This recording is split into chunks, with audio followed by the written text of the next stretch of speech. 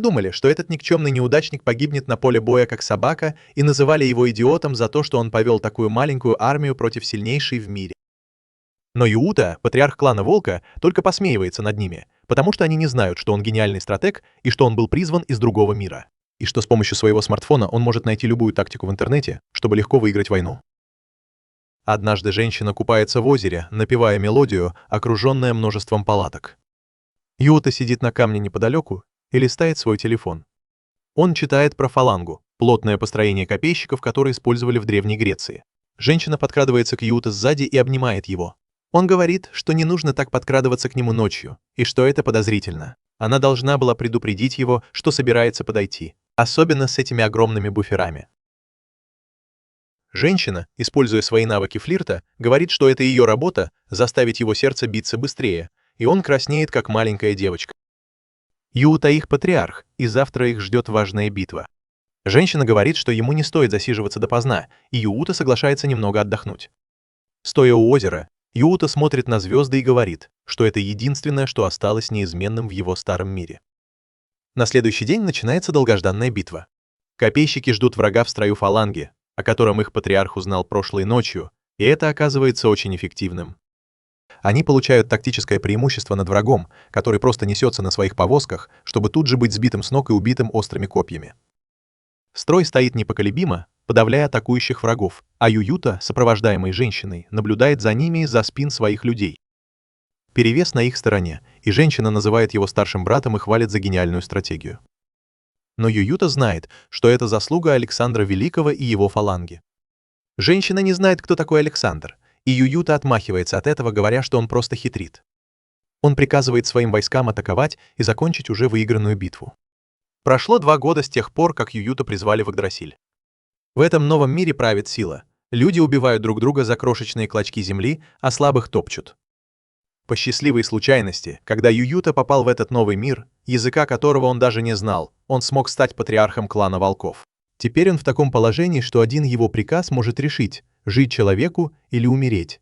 Погруженный в эти мысли, Юута едва не попадает под вражескую стрелу, но его спасает женщина по имени Фелиция и Эйнхерий. Стрелу выпустил Эйнхерий из клана Рога, и это было только начало. Они выпускают залп стрел, которые дождем сыплются с неба.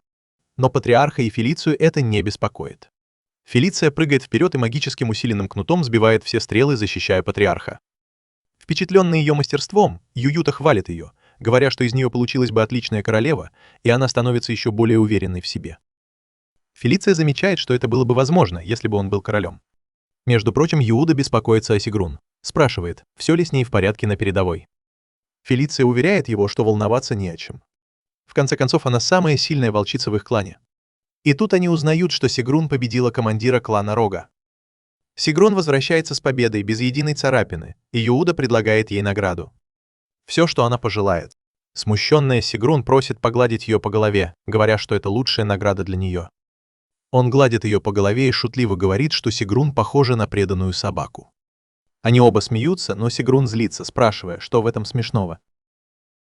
Юута отмахивается и спрашивает ее о патриархе клана Рога.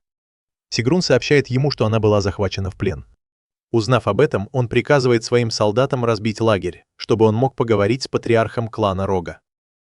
В палатке Юута беспокоится, когда видит, что патриарх клана Рога по имени Лина очень молода. В любом случае, они начинают с представления. Он представляется патриархом клана волков и сразу переходит к делу.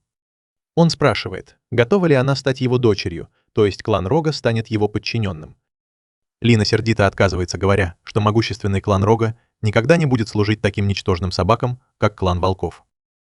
Фелиция уверенно признает, что их клан раньше был слабым. Но теперь, под руководством Юута, они стали силой, с которой нужно считаться. Лина оскорбляет Юута, называя его слабаком, чем злит Сгруна, который одним ударом ломает стол, предупреждая Лину, чтобы та следила за своим языком. Юута, используя тактику переговоров, приказывает Фелисии и Сгруну успокоиться и относиться к Лине с уважением. Когда человеку угрожают, он с радостью хватается за любую протянутую руку помощи. Конечно же, тактика сработала, и Лина извинилась за свою грубость. Юута идет на уступку. Вместо того, чтобы сделать ее своим ребенком, он предлагает ей стать его названной младшей сестрой, сделав клан Рога вассалом клана Волка. В отличие от статуса ребенка, статус младшей сестры означает, что клан не будет находиться в полном подчинении. Лина все еще колеблется, и Ююта угрожает ей. Если она не примет его предложение, ее город будет сожжен дотла, а все жители убиты, как он сделал с городом Ван. Побежденная, со слезами на глазах, Лина соглашается, и ее уводят. Как только Лина покидает их лагерь, Ююта устало вздыхает и падает на свой трон. Девушки очень беспокоятся о его здоровье. Но Ююта говорит им, что он просто устал. Сгрон не верит, что такой добрый парень, как он, мог разрушить город Ван. Ююта настаивает, что он не добрый, а просто наивный и мягкий. Однако он признается, что то, что случилось с городом Ван, было всего лишь выдумкой, которую он придумал, чтобы заработать себе репутацию, и что такая история может предотвратить будущее кровопролитие. Фелисия обнимает его своими огромными грудями и утешает, говоря, что это меньшее, что она может сделать, ведь это она призвала его в свой мир. Ююда находит ее огромные груди слишком успокаивающими и благодарит ее. Они возвращаются домой в свой город, и люди радостно их приветствуют. Он спешит во дворец, но по пути его останавливают дяди. Они поздравляют его с победой, говоря, что он смог победить благодаря их молитвам богини. Он раздражается и пытается уйти, но они высокомерно заявляют, что он ведет себя грубо, и требуют, чтобы к ним относились с уважением, ведь они братья предыдущего патриарха. Ююта еще больше злится, но Фелиция справляется с ситуацией. Ююта вбегает в комнату и звонит по телефону своему другу детства Мицуки, радуясь, что тот в порядке и вернулся с битвы. Мицуки спрашивает, нашел ли он способ вернуться в свой мир. Ююта с грустью отвечает, что нет. Но Мицуки с грустью говорит, что однажды он обязательно найдет способ, и обещает ждать его. Фелиция все это видит и очень ревнует к его другу детства. Ночью Ююта ложится спать и думает, что Игдрасиль, скорее всего, находится в том же мире, откуда он пришел, но в далеком прошлом, в бронзовом веке, и он уверен, что это тот же мир, потому что расположение звезд точно такое же, как в его мире. На следующее утро Юута просыпается от того, что Фелиция и старший брат принесли ему завтрак. Благодаря Юута и его смартфону он использовал свои знания истории, чтобы улучшить жизнь клана волков. Теперь у них есть хлеб и железное оружие. Но перед завтраком Фелиция хочет сломать кровать. Она показывает на утренний стояк Ююда и предлагает ему отсосать. Сигрон ругает ее за извращенность, но Фелисия легко уговаривает ее присоединиться. «Черт, это должен был быть я». Но, как и любой другой парень без члена, он отказывается, говоря, что сейчас он больше голоден, чем возбужден. Пока он завтракает, он говорит им, что раз они собираются взять клан Хорн под свое крыло, то должны будут обеспечить их железным оружием. Юута решает навестить Ингрид, главного кузнеца клана. Когда они приходят к ней, то смеются над тем, как Ингрид смущается, пытаясь быть вежливой с Ююда. Фелисия успокаивает ее, говоря, что Ингрид не обязательно быть такой вежливой, когда она наедине с Ююда. Как только Ингрид слышит, что она останется с Юута наедине, она представляет, как сосет его меч. В любом случае, Юута поручает ей сделать больше оружия, говоря, что патриарх клана Хорн скоро станет его сестрой, и похлопывает ее по плечу. Говоря, что он рассчитывает на нее, что она сделает больше железного оружия для них. Происходит ритуал принятия в клан, чтобы официально сделать Лину младшей сестрой Ююда. В Игдрасиле все клянутся патриарху, чтобы стать младшим братом или сестрой. Это священный ритуал, называемый клятвой верности, и узы, которые создаются в результате, сильнее кровных. Таким образом, Ююда хочет избавить клан Волка от всех противников, чтобы установить мир и найти способ вернуться домой без проблем. После этого Лина просит Ююда быть добрым к клану Хорн и кланяется ему. Ююда гладит ее по голове и обещает, что так и сделает. Внезапно Фелиция вбегает с тревожными новостями. Один из крупнейших кланов, клан Копыта, вторгся в клан Рога с армией из 10 тысяч человек и захватил форт на границе, объявив это чрезвычайной ситуацией. Ююда решает, что они должны немедленно отправиться на помощь клану Рога.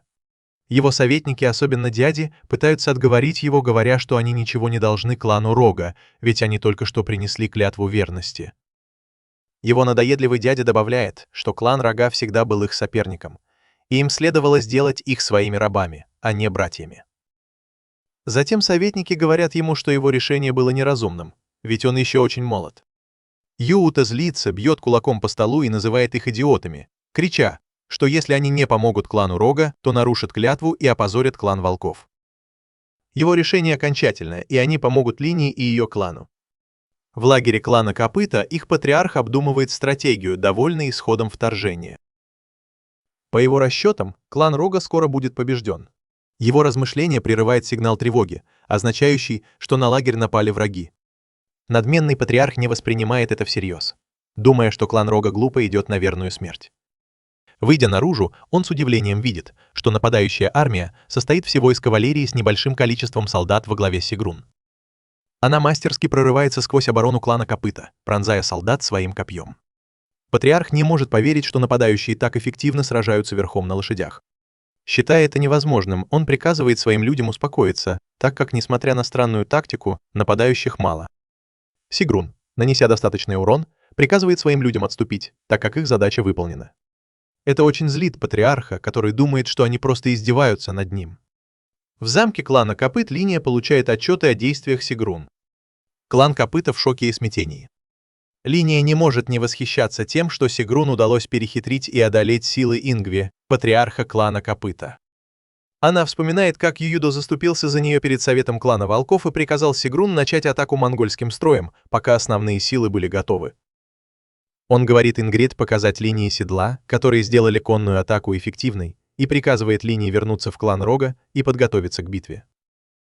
Ее мысли прерываются, когда ей сообщают, что прибыла армия волков. Радостно встретив Юута, она бросается к нему, краснее, как помидор. Разговаривая с Юута, она еще больше смущается, но пытается скрыть это, говоря, что просто волнуется перед битвой.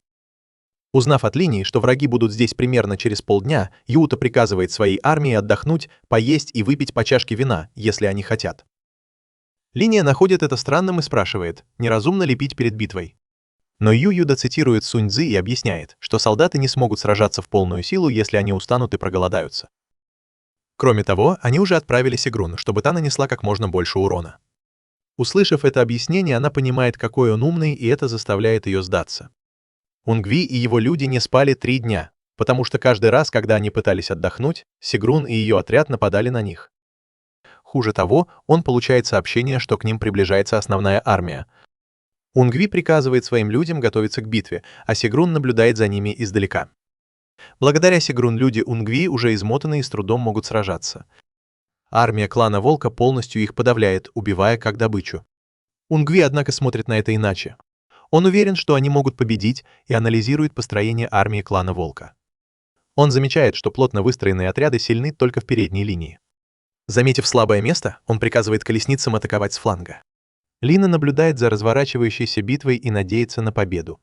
Солдат сообщает ей, что вражеские отряды атакуют их с фланга, но оказывается, что Юута предвидел это и опередил их.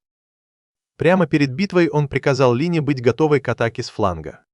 Но увидев Унгви и его войска, она испугалась. Клан Рога застыл в страхе, увидев, каким сильным и большим выглядит патриарх клана Копыт, и он начал легко их убивать. Она поворачивается к Юуте за помощью, и тот раскрывает свой план, потому что он тоже это предвидел. Он приказывает Сигрун атаковать. Она и ее отряд нападают на Унгви сзади, не оставляя ему шансов на спасение. Битва превращается в поединок между Сигрун и Унгви. У него тоже есть железное оружие, и он сбивает Сигрун с лошади, думая, что победил. Но когда он собирается нанести последний удар, Сигрун достает свою катану и разрубает его копье. Несмотря на попытку Игби отразить следующую атаку, Сигрун наносит смертельный удар катаной.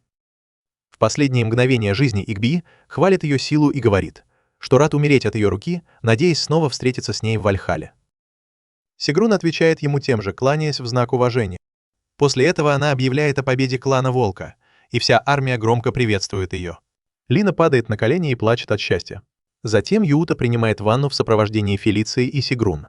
Он возражает, что девушкам не обязательно ходить за ним повсюду и принимать ванну вместе с ним, но они настаивают, что это для его безопасности. В этот момент Лина нерешительно заходит в ванную и присоединяется к остальным. Там, совершенно голая, она делает Юута предложение выйти за нее замуж, шокируя всех. Фелиция, пытаясь подразнить ее, говорит, что по этикету она должна сначала вымыть ему спину. Как ни странно, Лина соглашается. Когда девушки начинают ревновать, они по очереди моют Юута. Позже, в комнате, Лина снова делает предложение, и ее настойчивость заставляет Юута задуматься, почему она хочет отказаться от своего титула и позволить Юута править кланом Хорн. Он думает, не из клана ли Хорн эта девушка. Сигрун злится, думая, что Лина пытается увести Юута из клана Волка. Но Лина уверяет ее, что Юута может править обоими кланами одновременно. Фелиция считает, что это слишком хорошая сделка, чтобы быть правдой, и Лина, чувствуя себя неловко, соглашается рассказать все. Обычно патриархов выбирают по заслугам, а не по происхождению, то есть лидером должен быть сильнейший. Но в клане Хорн отец Лины, предыдущий патриарх, так сильно любил свою дочь, что сделал ее своей наследницей. Многие сомневались в ее праве на это, но чтобы исполнить волю отца, Лина взяла на себя роль, для которой она не подходит. Вот почему она дрожала во время битвы. Поэтому она подумала, что если Ююда женится на ней и возглавит клан, она сможет отдохнуть, а клан окажется в надежных руках. Она привела хороший довод, но Ююда все еще сомневался. Увидев это, Фелиция придумала отговорку, чтобы не отвечать сразу, сказав, что они обсудят это с советом. Позже Фелиция помогает Ююда подготовиться к ритуалу победы. Фелиция предлагает Ююда стать правителем всей земли, называемой Альфхаймер. Ююда отказывается от этой идеи и спрашивает, почему Фелиция заговорила об этом. Она признается, что беспокоится, что как только в клане Волка наступит мир, Ююда вернется домой. Поэтому она подумала, что если Ююда станет патриархом клана Хорн, женившись на Лине, ему придется продолжать сражаться с соседними странами. Таким образом, он останется там подольше. Ююда успокаивает ее и извиняется за то, что заговорила о своем желании вернуться домой. Он благодарит ее за то, что она поддерживала его 2 года, и называет ее своим самым верным другом. Ей грустно слышать слово «друг», но она с радостью соглашается отменить свадьбу и продолжать поддерживать его. Начинается ритуал победы, и вскоре после этого празднование начинается в полную силу. И клан Рога, и клан Волков празднуют победу пиром. Юута, весь в украшениях, наслаждается едой. Лина садится рядом с Юута и пытается завязать разговор. Но с тех пор, как она сделала ему предложение, между ними чувствуется неловкость, и она постоянно пытается добиться от него ответа. Они обсуждают кухню клана Рога, и Юута наслаждается едой. Лина, пытаясь сблизиться с ним, пытается его покормить, но Юута колеблется. Расмус из клана Рога подходит к ним и говорит, что они уже ведут себя как пара. Лина смущается, признаваясь, что это была идея Расмуса, чтобы они сблизились. Видя это, Фелиция приходит на помощь Юута, и ее гениальная идея отменить свадьбу, выставить Юута бабником. Она садится рядом с ним и шепчет Юута, чтобы он обнял ее, отчего Лина начинает ревновать, но она говорит, что не против, потому что для такого впечатляющего мужчины, как Юута, это его обязанность — развлекаться с другими женщинами. Внезапно их внимание отвлекается от этого фиаско, когда в дверь входят 2 незваных гостя. Люди в шоке смотрят на них. Изгрун узнает в молодом человеке Стейнера, патриарха клана Молнии, а рядом с ним старика, который является священником империи Агатур, правящей в Игдрасиле. Юута слышал о нем как о короле с сердцем тигра, и обстановка стала напряженной. Расмус требует объяснить, зачем здесь Стейнер. Стейнер отмахивается от их вопросов, говоря, что он здесь только для того, чтобы поздравить Юута с победой. Расмус возмущен этим и достает свой меч, ведь именно Штайнер убил их предыдущего патриарха. Прежде чем дело дойдет до драки, старый священник говорит, что Штайнер его гость, и Расмусу ничего не остается, кроме как отступить. Штайнер насмехается над Расмусом, называя его послушной собакой, и в мгновение ока подходит к нему вплотную. Это всех удивляет. Чтобы донести свою угрозу, он дает понять, что пришел только поговорить с Ююдо. Второй руной, Джалниром, он одним движением уничтожает меч Расмуса. Его сверхчеловеческая скорость — результат первой руны. Ююто поражен, что человек может обладать 2 рунами. Линнея говорит, что Штайнер — один из 3 людей в Игдрасиле, у которых есть 2 руны. Штайнер продолжает свои выходки, и его следующей целью становится Сигрун и Линнея. Он насмехается над Линнеей, и когда она пытается ответить, Ююда останавливает ее с сердитым выражением лица. Он требует, чтобы Штайнер перешел к делу, вместо того, чтобы приставать к другим. Увидев его суровое и серьезное лицо, Штайнер немного пугается, поэтому спрашивает, как зовут Ююте, и говорит, что не забудет его, потому что ему понравилась его уверенность. Увидев в Ююто соперника, он воодушевляется и спокойно уходит, дав понять о своем присутствии. Он может вести себя странно, но Ююто понимает, что он силен. На обратном пути Штайнер соглашается на просьбу священника сразиться с Ююто вместо них, потому что Ююто was even more than he expected.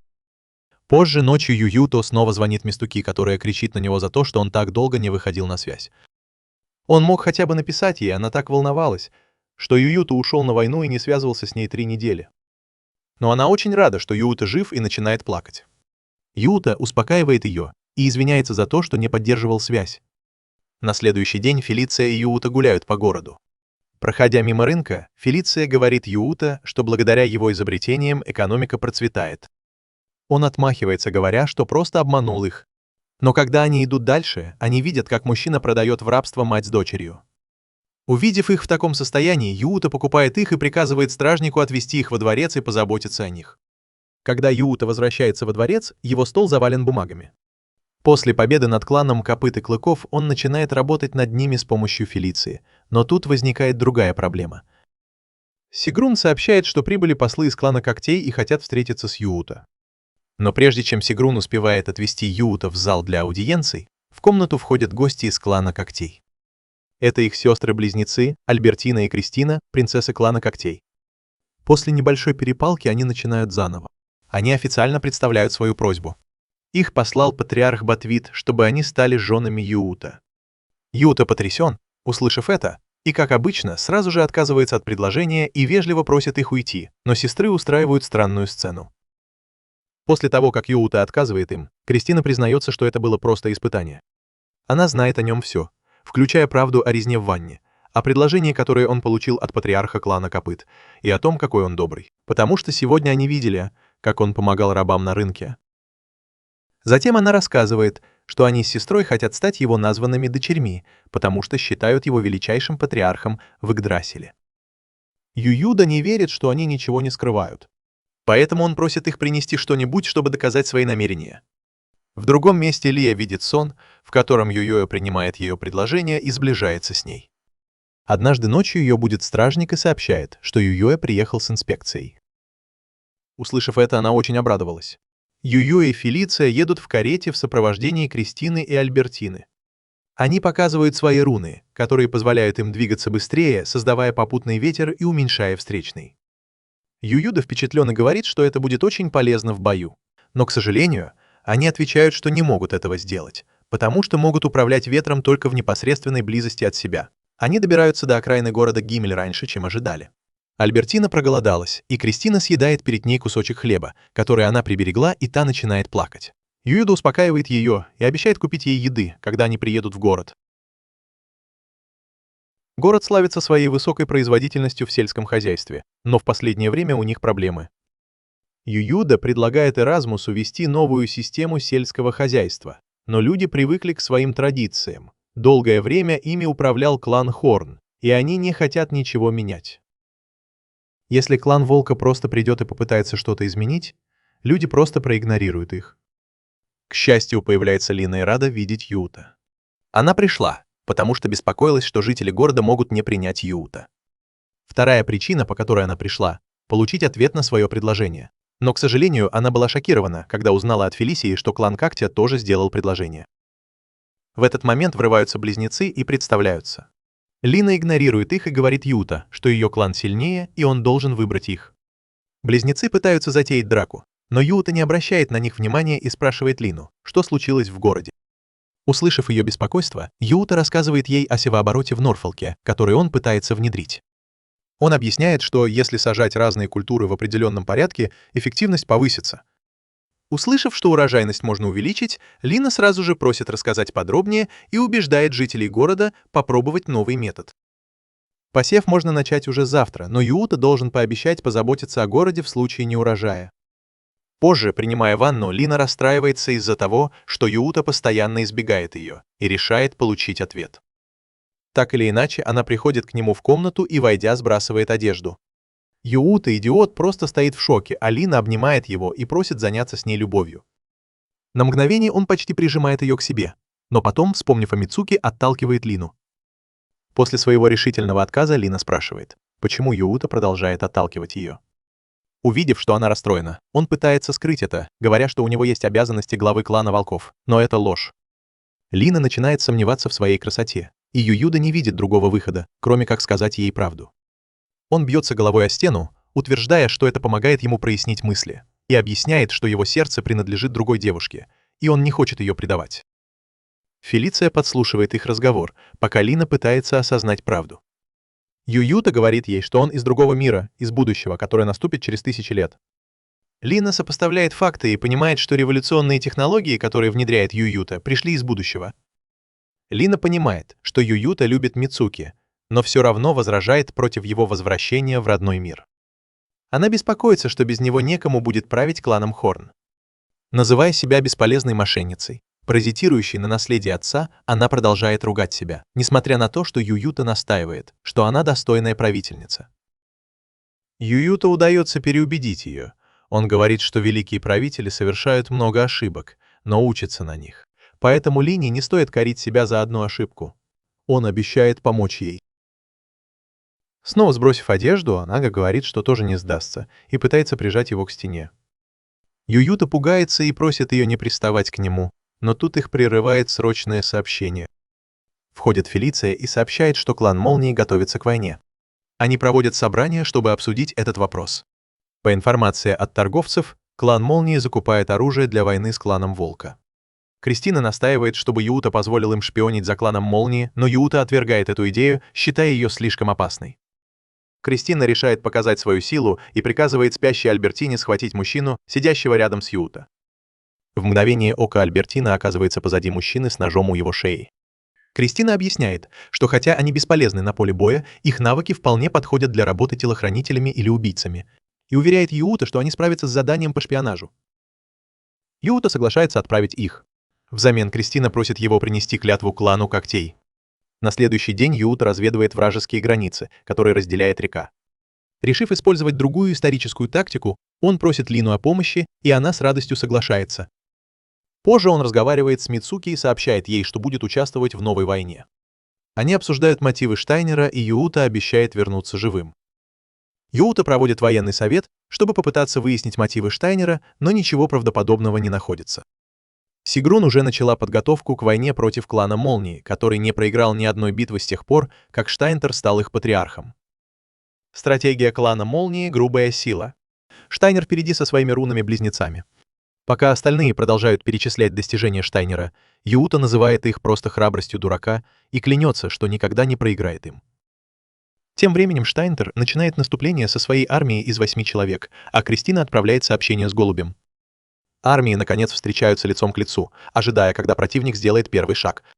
Советники Штайнера советуют ему подождать, пока армия волков разработает стратегию, прежде чем атаковать. Штайнер, однако, считает ожидание скучным и приказывает своей армии атаковать. Щиты армии Молнии не могут противостоять железным наконечникам стрел и усовершенствованным арбалетам, которые использует армия волков. Стрелы пробивают щиты и наносят значительный урон передовым рядам. Но у всего есть свои недостатки. И Стейнтер понимает, что между выстрелами из арбалетов есть небольшая пауза, поэтому он приказывает своей армии быстрее сократить расстояние. Юута подстраивается и переходит к построению фаланги. Это построение дает армии волков еще одно преимущество, но Стейнтер остается невозмутим. Он делит свою армию на 3 части. Он сам возглавляет атаку в центре, его правая рука Винг поведет левый фланг, а правый фланг возглавит его стратег. Юута решает использовать самую успешную стратегию клана волков, отправив Сигрун с ее конным отрядом, пока фаланга сдерживает врага. Сигрун видит сигнал и бросается в атаку со своим отрядом. Она сражается с отрядом, которым командует стратег клана Молнии. Все идет в ее пользу, и она почти наносит последний удар, но тут появляется Стейнтер. Он парирует ее атаку своим молотом. Стейнтер заставляет ее защищаться и ломает ее копье. Сигрун успевает вытащить катану как раз вовремя, прежде чем Стейнтер начинает атаковать. Ее руки дрожат от силы и веса молота Стейнтера. Поэтому, не выдержав его атак, она решает не упрямиться и мудро отступает со своим отрядом. Затем Стейнтер обращает внимание на передовые ряды армии волков и бросается в атаку на своей колеснице. Юута считает это глупым поступком и уверен, что фаланга победит Стейнтера. Но к его разочарованию фаланга терпит поражение от Штайнера, который спрыгивает с повозки и начинает избивать солдат своим молотом. Скарфайр советует Юута отступить, так как фаланга разваливается. Не видя другого выхода, Юута соглашается отступить, а Скарьер прикрывает их тыл. Отдан приказ, но Штайнер не собирается позволять армии Волка отступить. Поэтому он бросается в атаку и замахивается молотом на Скарфайра, но тот с легкостью отбивает удар. Ему даже удается поцарапать Штайнера, чем он впечатляет его. Штайнер называет Скарфайра сильнейшим в клане Волка, даже сильнее Сигрун, и вызывает его на поединок. Скарфайр, желая избежать внимания, отказывается от боя и объявляет армии Молнии, что оружие, лежащее на поле боя, сделано из железа. Если армия Молнии заберет оружие и отступит, они разбогатеют и им больше никогда не придется работать. Затем Скарфайр отступает, а вражеские солдаты жадно хватают оружие, что позволяет Юута легко вырваться из их лап. Штайнер пытается догнать их, но, по совету своего стратега, соглашается остаться и восстановить силы, пока Винг преследует убегающую армию Волка. Но позже Штайнер бледнеет, когда узнает, что Винг мертв. Он погиб в поединке со Скарфайером. Штайнер падает на землю от разочарования и гнева. Он отталкивает своего стратега, так как именно его план привел к смерти Винга, но в конце концов успокаивается. Армия клана Молнии в смятении, поэтому Штайнер ведет отряд, чтобы поймать армию Волка, которая уже переправилась через реку. Добравшись туда, он вступает в еще один короткий поединок со Скарфайером. Он понимает, что Скарф умеет только парировать удары, и когда Скарф отступает, он очень злится и приказывает своим людям пересечь реку. А Ююда улыбается, зная, что все идет по его плану. Когда Штайнер и его люди пытаются пересечь реку, их встречает град стрел. Только Штайнеру удается выбраться из ловушки и пересечь реку. Но там его встречает Скарф, Сигрун, Фелиция и 4 самых сильных эйнхериев клана Хорн. Они готовы устроить засаду и победить его. Скарф говорит Штайнеру, что его загнали в угол, потому что он был слишком силен, и его собственная армия не могла за ним угнаться. Штайнер злится еще больше, активирует свои руны и быстро побеждает 7 эйнхериев, которые загнали его в угол. Он хвастается своей силой, говорит, что он самый сильный, и что какие бы ловушки они ни устроили, он просто прорвется сквозь них. Скарф смеется над ним и говорит, что их задача была только задержать его и не дать ему уйти. Все 7 быстро убегают на колесницах, а из реки поднимается огромная волна и уносит Штайнера с собой. Они говорят ему: «Пэше Шаша, прощай, мусор». И это был план Ююда, еще одна стратегия, которую он позаимствовал из истории. Заманить врага на другой берег реки, а потом с помощью Лины выпустить всю воду из плотин, которые она убедила построить горожан. Ююда выражает свое презрение к поверженному Штайнеру. У него была впечатляющая сила, но он ничего не сделал, чтобы ее заслужить, и стал высокомерным. Вот почему Ююда разозлился на высокомерие Штайнера, потому что оно напомнило ему о нем самом в прошлом. Тем временем, лежа на берегу реки, Штайнер приходит в себя и признает свое поражение, так как слишком сильно ранен, чтобы двигаться. Проходит какое-то время, и Ююта звонит Мицуки, чтобы сообщить ей, что он победил. Она забеспокоилась, когда Ююта не позвонил ей, как обещал, но он заверил ее, что просто занят. Даже после победы в войне ему пришлось назначить кого-то управлять кланом Молнии, наградить солдат и выплатить компенсацию семьям погибших в бою. Она перебивает его и спрашивает, когда он вернется. У Юида пока нет никаких зацепок, но он уверяет ее, что найдет способ вернуться домой, так как теперь клан Волка стал намного больше и сильнее, и у него будет возможность проводить больше исследований в разных местах. Позже Ююта работает с Ингрид над изготовлением стеклянных чашек, но задача оказывается сложнее, чем кажется. После нескольких неудачных попыток Ююта дает Ингрид шанс, но она все еще нервничает из-за того, что находится так близко к нему. Она начинает фантазировать, представляя себе какой-нибудь странный хентай, но ей удается сделать стеклянную чашку. Ююта рад, что они скоро смогут наладить массовое производство. Тем временем совет Ююда проводит без него совещание, чтобы обсудить что-то важное, и даже рабыню позвали на это совещание, так как они знают, что она нравится Ююда. Когда все собрались, они говорят о том, что Ююда обладает огромной мудростью, знаниями и отличными политическими и военными навыками. Но, несмотря на все это, он остается скромным и усердно работает. Поэтому в благодарность за все успехи, которых он добился для клана Волка, они хотят дать ему немного времени отдохнуть и расслабиться. Они предлагают взять его с собой в отпуск в предгорье горы Сёртси. Смена обстановки определенно пойдет ему на пользу, но мысль о том, что они будут проводить время вместе, приводит девушек в восторг. Настолько, что у Мицуки по спине пробегают мурашки, когда он думает об этом. Юута пытается отказаться, но девушки не оставляют ему выбора. Они готовятся к поездке, и Юута оставляет Джорджину за главную в столице, пока он не вернется. Поездка начинается спокойно. Юута наслаждается купанием в горячем источнике, но все меняется, когда появляются Кристина и Альбертина, настаивая на том, что они должны пойти с ним в качестве телохранителей. Несмотря на сопротивление Юута, они не слушают его и тоже идут в горячий источник. Вскоре приходят остальные девушки, и, взяв с собой только полотенце, они тоже идут в горячий источник. Под предлогом защиты его от возможной опасности. Юута, бесхребетный неудачник, просто стоит в углу, стараясь не смотреть на их груди. Тем временем девушки разговаривают между собой, и пещера спрашивает, можно ли ей тоже пойти. Фелиция и Сёгран пытаются убедить Ингрид снять полотенце, как и все остальные.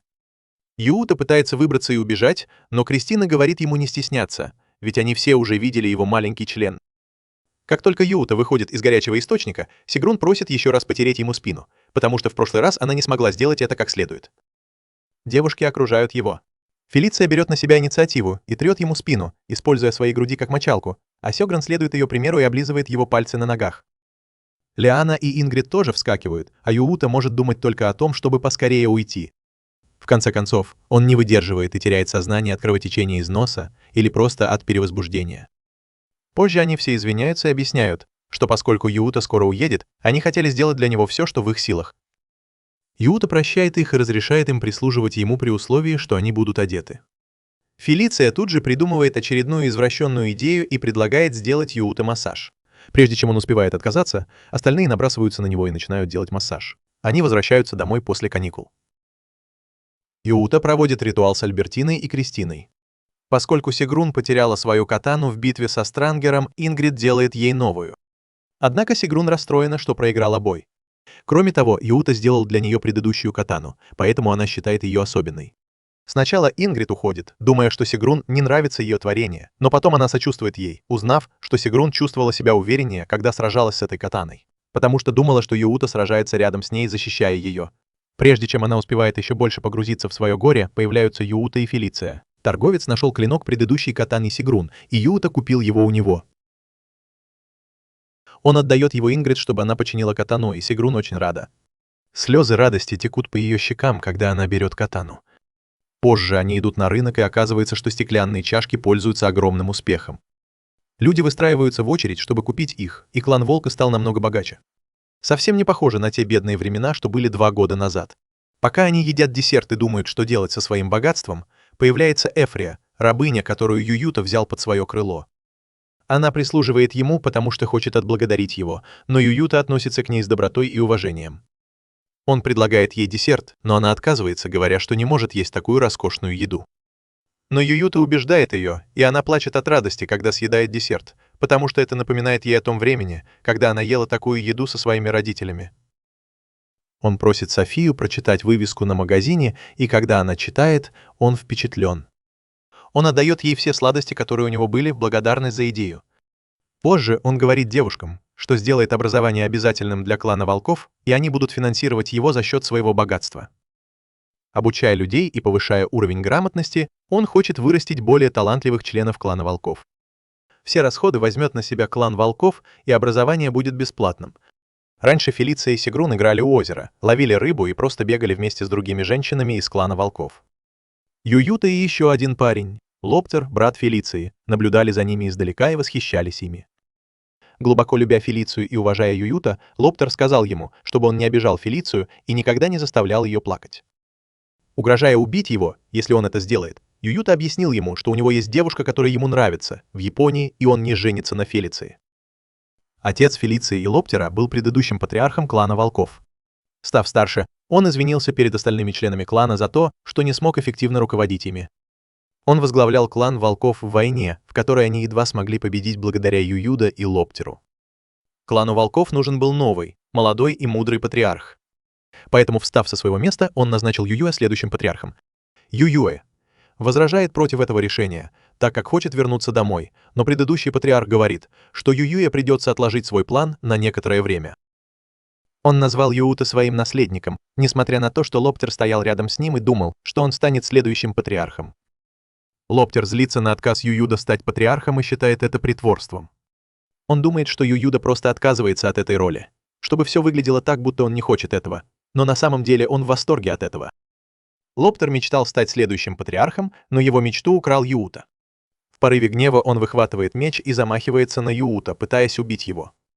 К его ужасу, его отец, предыдущий патриарх, встает на пути и своим телом блокирует смертельный удар. Он кашляет кровью и падает на землю. Воцаряется хаос, и Лоптер убегает, понимая, что только что убил собственного отца. В последние минуты жизни предыдущий патриарх сказал Юута позаботиться о клане Волков и, если Юута вернется домой, сделать Лоптера следующим патриархом. Юута просыпается от страшного сна, в котором ему приходится заново переживать болезненные воспоминания о своем нежеланном возвышении до патриарха. Он просыпается, бормоча имя Лоптера, чем расстраивает Фелицию, но прежде чем они успевают поговорить об этом, в комнату входят Альбертина и Кристина, устраивая очередную истерику. Кристина сообщает, что у нее есть новость. Кочевое племя под названием клан Пантер напало на клан Копыта и одержало победу. Но главная проблема в том, что они использовали в бою тактику из будущего. Очевидно, у них была конница, которая стреляла огненными стрелами, уничтожая врагов с помощью тактики из будущего. Юута понимает, что только Лоптер мог использовать такую продвинутую тактику, ведь его руна позволяла копировать любые технологии. Фелиция подтверждает это, рассказывая, что недавно получила письмо от Лоптера, в котором он просит ее покинуть Юута и присоединиться к нему, так как теперь он патриарх клана Пантер. Она извиняется, что не сообщила об этом раньше. Юута успокаивает ее и решает, что лучше всего притвориться, что он ничего не знает о письме, и отправить Лоптеру дружеское послание. Фелиция тоже пишет ему письмо, в котором признается, что ее верность принадлежит только Юута. Ночью Юута ищет информацию в телефоне и звонит Мицуги, чтобы поделиться с ней. Он говорит, что не хочет сражаться с Лоптером, потому что все еще считает его братом. Но если ситуация ухудшится, ему придется сразиться с кланом Пантер. В лагере клана Пантер Лоптер читает письмо, которое написала Фелиция, но считает, что это фальшивка, написанная Юута. Он выбрасывает письмо и решает отомстить Юута и забрать все, что тот у него украл. На следующий день Лоптер нападает на клан Рога, и Юута ничего не остается, кроме как дать отпор. Клан Волка собирает свою армию и отправляется на помощь клану Рога. По пути к месту битвы они отдыхают, но попадают в засаду врагов из клана Пантеры, которые используют ту же тактику, что и Юута. Однако клан Волка одерживает верх и наносит значительный урон нападающим врагам. Юута усовершенствовал стратегию с арбалетами, чтобы сократить время перезарядки. Клан Пантеры отступает, но это была ловушка, которую устроил Лоптер. Он обманом заставил Юута думать, что основная армия находится в другом месте, и тот ослабил бдительность. Вскоре после этого вся армия Пантеры окружает лагерь клана Волка. Лоптер становится очень самоуверенным и заявляет, что это будет конец Юута. Но к его разочарованию Юута приказывает своим солдатам использовать военные повозки, чтобы забаррикадироваться. Повозки были сделаны из железа, и, окружив себя железной стеной, они легко уничтожают нападающих врагов изнутри, используя стрелы. Юута предвидел, что Лоптер попытается окружить его огромной кавалерией, так как он знает о тактике Юута, поэтому Юута придумал это контрнаступление. Солдаты Лоптера гибнут один за другим, но он отказывается отступать. Несмотря на большие потери в своей армии, он использует женщину Энхерию по имени Сиджин, приказывая ей использовать свою руну и превращать солдат Пантеры в берсерков, которые не боятся смерти. Они прорываются сквозь стену, используя своих павших товарищей в качестве живого щита, и прорываются сквозь стену. Лоптер противостоит Юута, называя его мошенником. Он достает свое оружие, чтобы отомстить, но Фелиция встает перед Юута, чтобы защитить его. Лобстер немного колеблется, но все равно решает напасть на нее. Но, к счастью, Юута успевает спасти ее, а вскоре появляется Сегран верхом на верблюде и отгоняет армию пантер. Лошади пугаются верблюдов и убегают вместе с пантерами. Это вынуждает Лобстера отступить, но ему удается сбежать, и он клянется, что убьет Юута при следующей встрече. Позже Юута объясняет Сигрун, что это была его стратегия, чтобы победить кавалерию. Лошади ненавидят запах верблюдов, поэтому он использовал это, чтобы прогнать их. Но Юута очень обеспокоен магией берсерка, потому что, когда леди использовала свою магию, чтобы управлять солдатами, его тело странно отреагировало на эту магию. И все его тело начало светиться зеленым светом. Сджин, одна из служанок Лобстера, рассказала ему о своей встрече с Юута. Ее магия берсерка вела себя по-другому с Юута. Лобстер объяснил, что это потому, что Юута был перенесен сюда из другого мира. Она спрашивает, какой маг мог обладать такой мощной магией призыва, и он отвечает, что это его сестра призвала его. Скоро наступит зима, и становится все холоднее. Фелиция замечает, что в любой момент может пойти снег. Даже когда она пытается показать, что ее юбку уносит ветром, он не обращает на это внимания, потому что слишком сосредоточен на холоде. В любом случае, она сообщает ему, что они приготовили кое-что в его кабинете. Юута рад узнать, что Катацу, стол, накрытый тяжелым одеялом и обогреваемый снизу, уже готов. Он наслаждается теплом, пока работает, а Фелиция сразу же засыпает от приятного тепла. В школе у Эфиры были проблемы с общением, потому что дети ее игнорировали. На следующий день Эфира принесла напитки в кабинет Ююта, и он пригласил ее посидеть с ними. Они немного отвлеклись от работы, и Ююта спросил, как у нее дела в школе. Не желая беспокоить Ююта, она соврала, что все хорошо и дети к ней нормально относятся. Ююта заподозрил, что это ложь, и решил проверить сам. С помощью Кристины он стал невидимым и заглянул в школу, чтобы посмотреть, что происходит на самом деле. Его подозрения подтвердились, все дети игнорировали Эфиру, которая просто сидела и стеснялась. Ююта попытался найти решение, но Кристина посоветовала ему не вмешиваться и предложила помочь. На следующий день Кристина и Альбертина пошли в школу. Они представились как кровные дочери клана Когтя и названные дочери Ююда, и это помогло им завоевать хорошую репутацию. Затем они сели рядом с Эфирой и обращались с ней как с рабыней, приказывая ей. Одна девочка из класса очень разозлилась, увидев это. Позже Кристина рассказала Ююда, что проблемы начались из-за него. В классе была популярная девочка, которая специально заставляла всех игнорировать Эфиру. Причина в том, что в первый день Ююта пошел с Эфирой и уделял ей все внимание. Это вызвало ревность у других девочек, особенно у королевы класса. Кристина придумала решение. Она быстро стала новой королевой класса, завоевала популярность, и так как Эфира была ее близкой подругой, остальные не могли ее игнорировать. Внезапно ситуация меняется, и прежняя королева оказывается в полном одиночестве. Расстроенная, она сидит на краю сцены и вот-вот расплачется. Добросердечной Аэрии становится ее жаль, и она предлагает ей дружбу. Несмотря на то, что прежняя королева игнорирует ее, Аэрия приглашает ее пойти с ними, говоря, что веселее, когда все вместе. Видя ее доброту, девушка не может сдержать слез и, наконец, принимает ее дружбу. После нескольких попыток оттолкнуть ее, проблема решается. Кристина и Альбертина продолжают ходить в школу, потому что Альбертине, этой глупой идиотке, нужно научиться читать и писать. Позже Ююда звонит Мастуки и поздравляет ее с Рождеством. Они говорят о том, что в Игдрасиле еще даже не родился Иисус, поэтому никто не дарит ему подарки. Более того, Ююда рассказывает, какие подарки можно дарить в Игдрасиле. Но их разговор прерывается, потому что у Ююда садится батарея на телефоне. На следующий день Ингрид заходит в кабинет Ююда, кипя от злости. У Юута были планы поработать с ней в кузнице, но он забыл. Оказывается, он обещал Ингрид выдувать стекло вместе с ней, и он сразу же извиняется за то, что забыл.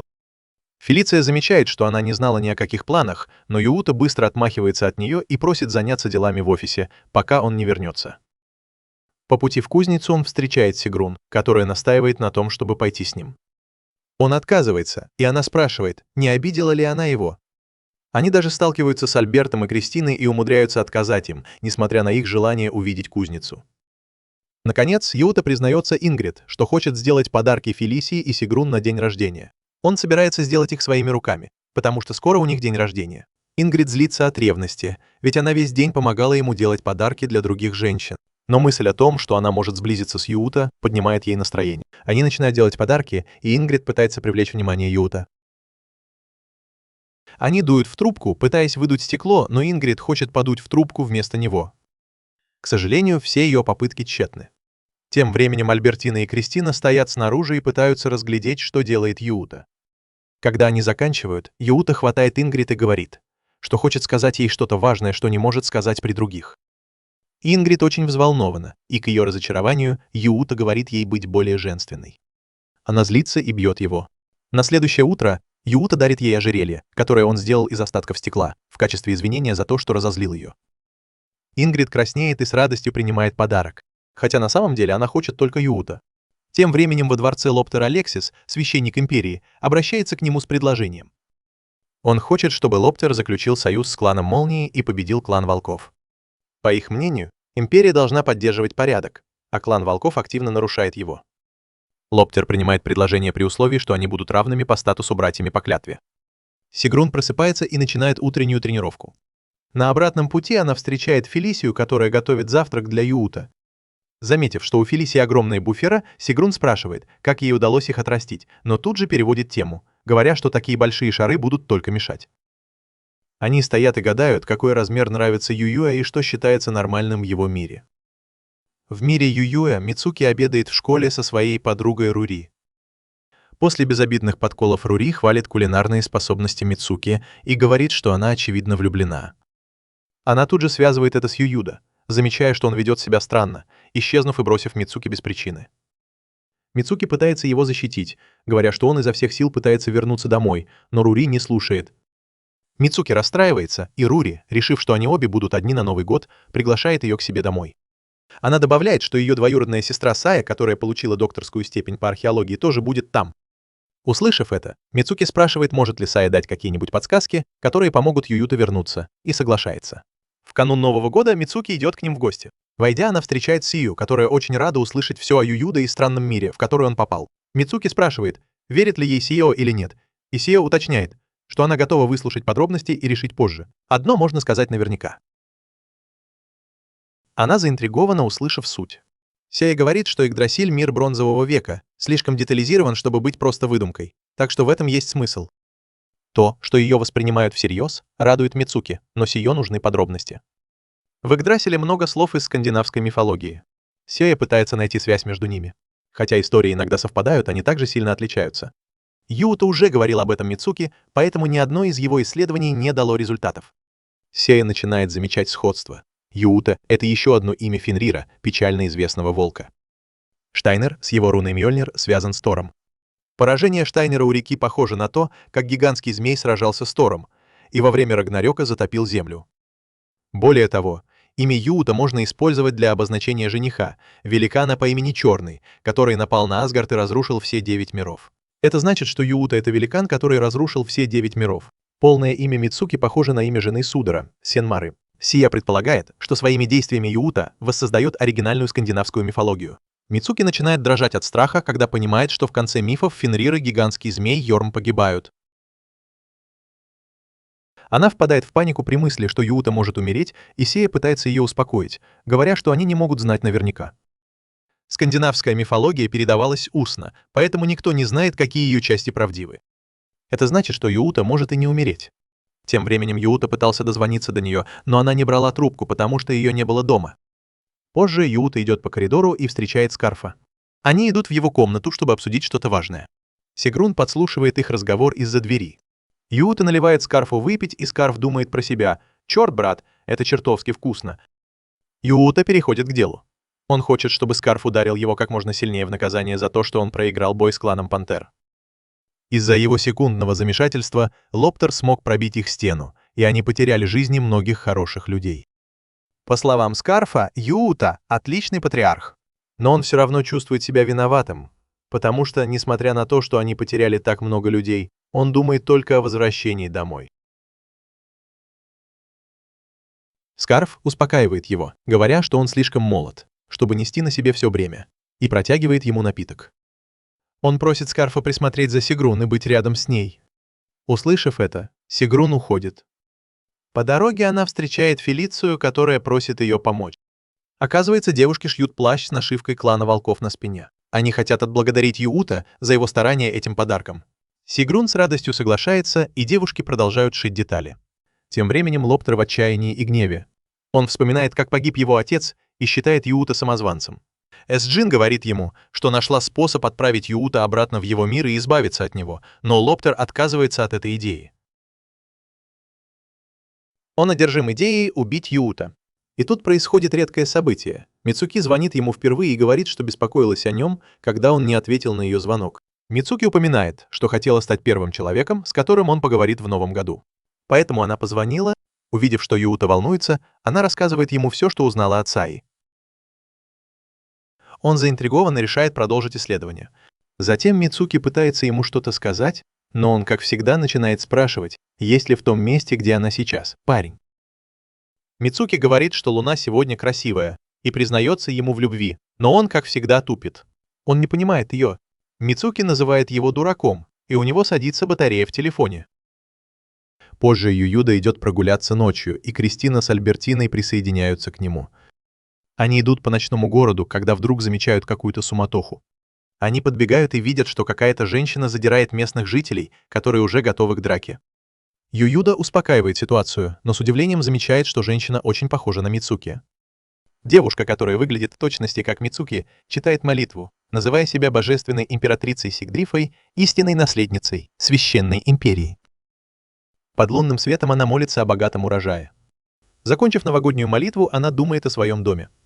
Юута возвращается во дворец и видит, что Фелиция ждет его у дверей. Немного рассерженная Фелиция говорит, что она должна быть его телохранителем, а не Кристина. Юута успокаивает ее и просит приготовить гостевую комнату. Увидев Сигдрифу, Фелиция принимает ее за Мицуки и спрашивает, как она попала в их мир. Сигдрифа представляется как Лия, принцесса клана Ярл, одного из 3 великих семейств Священной империи. Она путешествовала тайно, но из-за суматохи Ююда решил оставить ее в качестве гостя клана Волка. Осмотревшись, Лия понимает, что дворец клана Волка больше похож на свалку, чем на императорские дворцы, к которым она привыкла. Она просит у Юута разрешения осмотреть дворец, и Юута с радостью соглашается. Кристина предлагает вернуться и сообщить стражникам Лии о ситуации, а также привести их сюда. По пути она зовет Сгрун, которая все это время была телохранителем Юта. Кристина заметила ее, но Юта не знал, что Сгрун за ними наблюдает. Кристина спрашивает Сгрун, что она думает о Лии. Сгрун говорит, что Лия, безусловно, очень сильная, но ее навыки кажутся неопытными. Кристина соглашается, но добавляет, что даже если бы она застала Лию врасплох, то не смогла бы победить ее. Лия не просто принцесса, но поскольку она не представляет прямой угрозы для Юта, девушки больше не обращают на нее внимания. На следующий день, когда Юта работает в своем кабинете, Фелиция вбегает и сообщает, что Лия пытается проникнуть в мастерскую. Юта бежит в мастерскую, где Лия спорит со стражниками, утверждая, что Юта разрешил ей осмотреться. Стражники настаивают, что ей нужен пропуск. Юта вмешивается и объясняет, что в мастерскую нельзя входить. Только члены клана Волка могут туда попасть. Громкий спор беспокоит Ингрид, и она выходит из мастерской, чтобы узнать, в чем дело. Увидев Лию, Ингрид тоже принимает ее за Мицуки и спрашивает, как и зачем она попала в их мир. Лия спрашивает, почему ее все время принимают за Мицуки, и что Ингрид имела в виду, говоря их мир. Юта пытается неловко объяснить, что он из другого мира. Лифа просит подробностей, и Юта объясняет, что он смотрел в священное зеркало, сделанное из эльфийской меди, которое перенеслось в этот мир, где Фелиция использовала скрытую магию под названием Глайбмир. Леа точно угадывает, что в их мире тоже есть эльфийское зеркало. Говорит, что в Империи больше всего знают о божественных заклинаниях и эльфийской меди. Лифа, возможно, знает, как отправить Ююда домой, но сначала она хочет пообедать. У них есть гамбургеры, и Лифа, как и все американцы, обожает их. Вот и все. Лия объясняет, что Фелиция недостаточно сильна, чтобы призвать кого-то сама, потому что она чувствует, что у нее почти нет божественной силы. Более того, Лия — одна из самых могущественных волшебниц в Игдрасиле, но у нее все равно нет сил призвать кого-то в одиночку. Когда она видит, что Ююда сомневается в ней, она демонстрирует свою силу и с помощью заклинания делает тело Ююда очень тяжелым, так что он не может встать. Увидев это, Фелиция понимает, что Лия — это не настоящее имя. Она кланяется, называя ее настоящим именем Сигдрифа, божественная императрица. Заклинание, которое она только что наложила на Юта, нельзя отменить. По сути, есть два вида магии — внутренняя и внешняя. То, что она только что сделала, было внутренней магией, и для ее отмены нужна внешняя магия. Но она не может отменить заклинание, потому что не сильна во внешней магии. Однако она упоминает, что Джин из клана Пантер может легко отменить его. Позже Ююда звонит Мицуки и рассказывает ей все. Если он найдет достаточно могущественного мага, чтобы наложить на него заклинание Тумблер, он сможет вернуться домой. Пока что только Джин достаточно силен, чтобы наложить его. Поэтому Ююда должен найти кого-то еще. На следующий день проходит официальная церемония и новогодний тост. После этого Фелиция дарит Ююда подарок, который приготовили для него все девушки, вышитую накидку и золотую повязку на голову. У них была вечеринка в честь Лифы и Нового года. Конечно, вечеринка была в разгаре. Фелиция и Ингрид напились, Сигрен ел как голодный бегемот, а Альбертина ходила пьяная и шаталась как обезьяна. Лифа сказала, что ей нравится вечеринка, но пьяным девушкам хотелось чего-то другого. Мяса, которое они приготовили, оказалось недостаточно, и они захотели мяса Юта. Поэтому, начиная с Фелиции, они все разделись и набросились на него, а Юта отчаянно пытался их оттолкнуть. После вечеринки Кристина вернулась с тревожными новостями. Армия клана Молнии во главе со Штайнером напала на клан Волка. Юта немедленно приказал своей армии готовиться к войне. Он извинился перед Лией, потому что ему придется уйти на войну. Лия понимает его ответственность и в знак благодарности за то, что он позволил ей остаться, целует его. Остальные девушки в ужасе смотрят, как Лия целует его на удачу в бою. План Юта состоял в том, чтобы выманить Штайнера, но на этот раз битва началась по-другому. Штайнер был верхом на лошади, а у армии Молнии было железное оружие. Даже железная стена Юта из военных повозок была разбита Штайнером. Юта догадывается, что клан Пантеры вступил в сговор со Штайнером, чтобы дать ему это продвинутое оружие. Несмотря на неожиданность, план Юта остается в силе. Они заманивают вражеские силы и быстро окружают их со всех сторон. Сигрун и Скарф возглавляют два фланговых отряда. Штайнер впечатлен тактикой Юта и приказывает своим людям идти вперед. Если они отступят, то будут разбиты. Штайнер ведет свою армию вперед, прокладывая путь грубой силой. Сигрун сталкивается с ним и быстро убивает его лошадь. Готовый к бою, Штайнер с нетерпением ждет новой схватки. Враг продолжает наступать, и Юта решает не преследовать отступающих. Но все меняется к худшему, когда Кристина приносит ужасные новости. С юга приближается армия из 10 солдат во главе с Лоптером. Тем временем Штайнер и Сгрун сражаются в жестокой схватке. Скарфа присоединяется к Сгрун, чтобы помочь ей, но Штайнер не обращает на это внимания. Он быстро одолевает их обоих. Сломав копье Сгрун, он пинает ее и готовится нанести последний удар. Скарфай пытается защитить ее, но падает с обрыва. Штайнер, покончив со Скарфай, обращает внимание на Сгрун. Ситуация становится критической, и он наносит один мощный удар за другим. Сгрун удается противостоять ему и достать катану. Хотя она храбро сражается, Штайнер легко одолевает ее, с легкостью швыряя по арене. Их поединок прерывает стратег Штайнера, который сообщает, что армия пантер вот-вот нападет на армию волков. Штайнер не доверяет Лоптеру, поэтому решает закончить поединок и лично наблюдать за атакой. Сгрун, узнав, что главная армия в опасности, отказывается позволить Штайнеру уйти и снова вступает в бой. Он насмехается над ней, говоря, что сражаться с ней неинтересно и что она в итоге погибнет, как Скарфай. В ярости Сгрун бросается на него. Тем временем Юута пытается придумать стратегию. Солдаты волчьей армии выглядят подавленными, не зная, смогут ли они победить смертоносную кавалерию, которая быстро приближается к ним. Фелиция предлагает им перегруппироваться и отступить, ведь не во всех битвах можно победить, и Кристина соглашается. Юута спрашивает, есть ли у них другой выход. Он беспокоится, что если они сейчас отступят, вражеские силы нападут на них, их земли сильно пострадают, солдаты погибнут, а остальных продадут в рабство. Юута считает клан Волка своей семьей и не может допустить, чтобы его семья пострадала. Хотя все стратегии, которые он изучил с помощью телефона, говорят о том, что отступление – лучший вариант. Он отказывается. Лоптер очень рад, но ему удается перехитрить Юута. Несмотря на ловушку Юута, Лоптер загоняет его в угол и приказывает своей армии атаковать. Юута пытается придумать план действий. Он говорит, что если бы у него была такая же сила, как у Стейнтера, он бы победил грубой силой. Эта мысль приводит его к озарению, и у Юута наконец появляется идея. Они спешат на передовую. Тем временем армия пантер нападает и начинает истреблять армию волков. Воины-волки сдаются, считая, что победить такую огромную армию невозможно.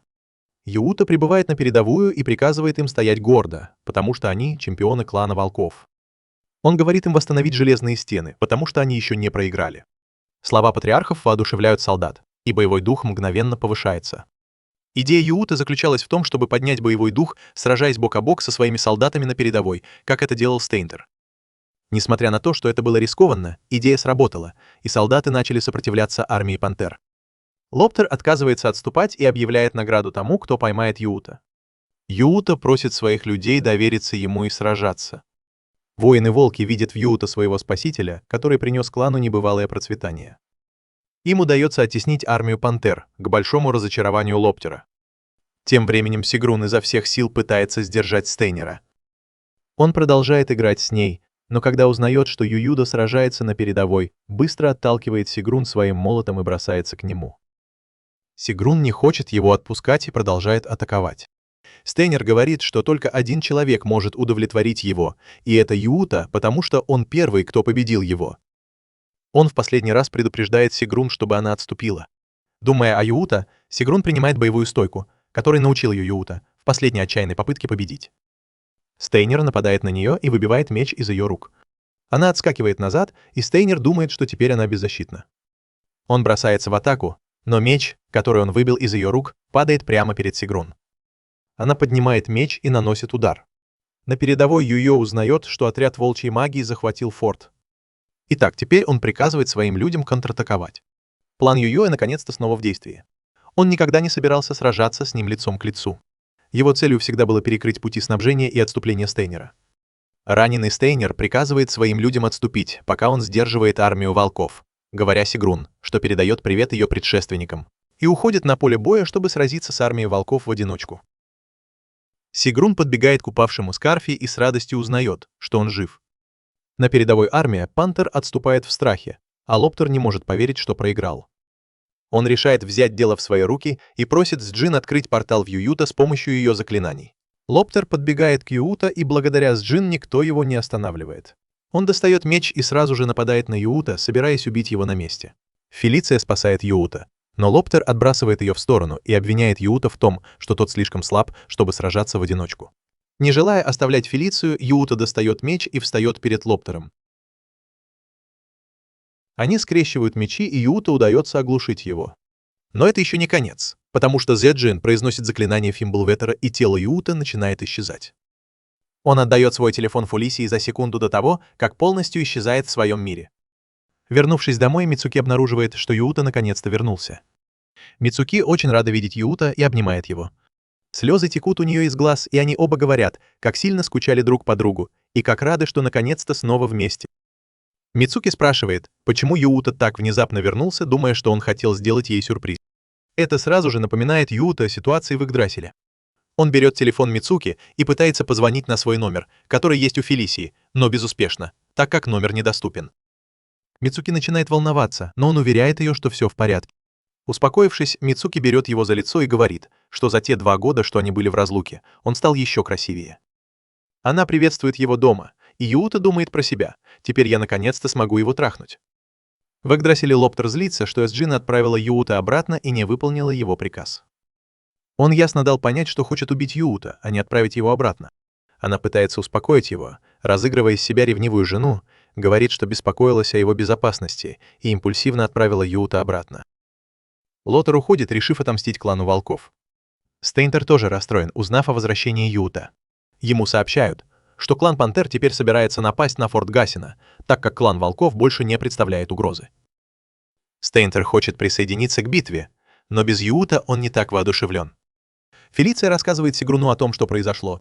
Сджин освободил Юута от магии, которая связывала его с их миром. Они решают, что солдаты не должны об этом узнать, иначе это их расстроит. Сигрун спрашивает, может ли Фелиция призвать Юута обратно. К сожалению, у них нет эльфийского зеркала. Более того, Фелиция сомневается, что Юута захочет вернуться домой. Альбертина врывается в комнату с плохими новостями. Армия Пантеры Молний снова идет в наступление. В другом месте Мицуки, как и положено девушке-боссу, ходит с Ююэ по магазинам. Они целый час выбирают одежду для Ююта. Все это время Ююэ переживает, что это слишком дорого. Прогуливаясь по торговому центру, Ююа вспоминает рынок Игдрасиля. Он предлагает купить Мицуки подарок в благодарность за то, что она терпела его последние 3 года. Но это приводит к обратному эффекту. И Мицуки говорит, что хочет, чтобы Ююэ сам выбрал ей подарок. Но она хотя бы уточняет, что хочет украшения для волос, которые она сможет носить постоянно. Они держатся за руки и продолжают свой день. Тем временем в Игдрасиле Фелиция и Сигрун готовятся к неизбежному конфликту. Сигрун уходит, сказав Фелиции, чтобы она сообщила Юута, что она храбро сражалась до самого конца. Кристина сообщает Лии об исчезновении Юута. Хорошая новость в том, что Лия может вернуть Юута. Но это зависит от его желания вернуться. Лия знает, что Юута погиб в последней битве, но отказывается в это верить. У нее начинается истерика, она не может поверить, что такое могло произойти. Советник предлагает воспользоваться ситуацией и захватить клан волков, что еще больше злит Лию. Юута и Мицуки гуляют по парку и любуются цветами. Он наслаждается прекрасным видом и едой, которую приготовила для него Мицуки. По дороге домой Мицуки говорит, что Юута много работал, чтобы помочь клану волков, и теперь ему больше не нужно сражаться. Но Юута беспокоится за всех в Игдрасиле. У Мицуки звонит телефон, это Юута, и она быстро отвечает на звонок. Фелиция рассказывает ему, что ситуация очень тяжелая, они потеряли форт Кашина и едва смогли спастись. Сигрен в безопасности, но тяжело ранена. Она извиняется перед Юута за то, что подвела его и проиграла. Юута спрашивает, может ли Фелиция вернуть его. Она отвечает, что это может сделать Лия, но они будут уважать его решение. Они готовы поставить счастье Юута выше клана. Если он не захочет возвращаться, Юута нужно время, чтобы принять решение, и он кладет трубку, а Сигрен утешает Фелицию, и они обе плачут. Ночью Мицуки зовет Юута в храм, где все началось. Она предлагает ему вернуться в Игдрасиль, потому что знает, о чем он думает. Но он сомневается, потому что не хочет оставлять ее. Мицуки уверяет его, что она пойдет с ним. Юута пытается объяснить ей, насколько это серьезно. Если она уйдет, то больше никогда не увидит своих друзей. Хотя Мицуки и грустно от этого, она говорит, что будет еще грустнее без него. Она признается ему в любви и говорит, что готова пойти с ним, несмотря ни на что. Он пытается отговорить ее, говоря, что в Игдрасиле нет удобств современного мира, но она готова на все ради него. Наконец, он сдается. Он готов взять ее с собой, но только при одном условии. Он просит Мицуки выйти за него замуж. Она с радостью соглашается, и он притягивает ее к себе, говоря, что никогда ее не отпустит. Под красивой луной они целуются, и их переносят в Игдрасиль. Юута с шумом возвращается. Столица приветствует его радостными криками, а во дворце его ждет жена Мицуки и все остальные девушки. Сегрун благодарит Фелицию за то, что 3 года назад она призвала Ююта. Благодаря ей они смогли достичь таких высот.